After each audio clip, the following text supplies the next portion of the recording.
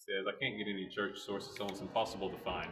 But someone who's in the country and has access to the bishops can call them up, they can verify the story.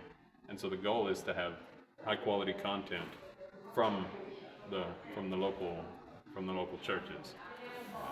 So that's kind of we making it less about ourselves and more about the people of God and spread throughout the world. English is probably one of the more difficult because it's the more diffused, most diffused language, and because we frequently hear our colleagues like, oh well, contact your bishops or contact your.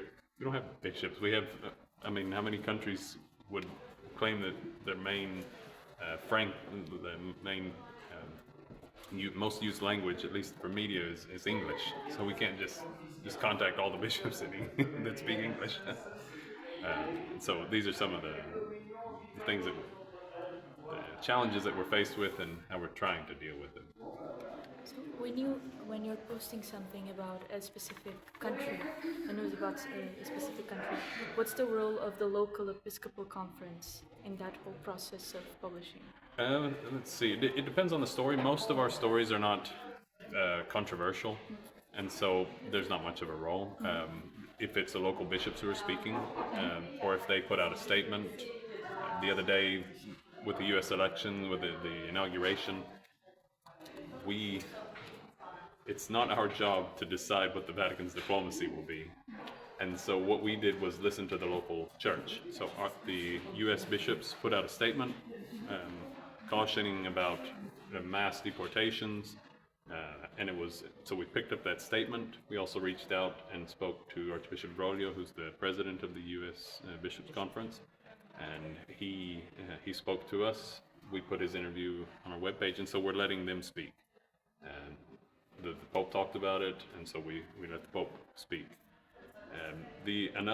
One other way that we're involved with the local. So if there is so there are certain countries that we have to be more careful with because the Vatican has diplomatic relations that are not completely solid, or they're a little bit difficult sometimes, or they just want to be cautious.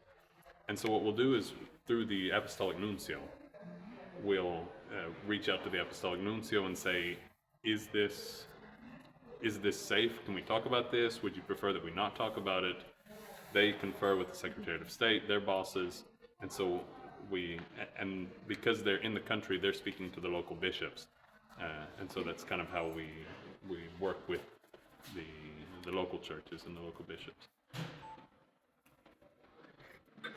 Any criteria or conditions to consider if you need send out reporters to do field work or feature story? Condition? Any thoughts or any policy on do we need to send out reporters to there? No, I don't think we have a specific criteria. We usually get invited. Yeah, usually we're invited, exactly, because it all comes down to cost. And so if someone is willing to, they feel strongly enough about their work or their story, they have the funds, the donors, then they'll organize the trip, and then we come along and take part in it. So Mary's Meals is one, the Vincentians, and so we act as a way for them to. They're also producing content. We also produce content for their own use because that's part of the deal. But then we use it as well. We'll repackage it and so that it matches with our style. Francesca did a video last year that was like, how long was it? 30 minutes? Or no? The Vincentians. It worked with multimedia for 10 minutes. Anyway, it included 15. It included various interviews, images taken on site, and that became a promotional material to raise funds for seminarians in Tanzania, because they have a lot of people who want to join the seminary, but they have very little space, and so they have to keep turning people away. But then at the same time, we also provided. She wrote articles and did coverage and did the interviews that we were able to publish on Vatican News to give expression to that to the local church. So it's kind of two hands. So do you have correspondences and the different Episcopal conferences in the world? Do we have correspondence? Like correspondence, someone who's on the ground? Yeah. We have a very small pool. Not really. We have about 3 or 4 that are regular, but it's kind of a legacy. They're mostly world news, so they don't have a church focus, which doesn't really. We've kind of moved on from being a world news focused, because you'll go to BBC, you'll go to CNN, you'll get that from somewhere else. We're trying to offer the church perspective on the topic, but no, we don't have a very well developed correspondence base. But we use through networks like y'all are just networking with Father Paul, and so it's a little bit less formal. Pluses and minuses.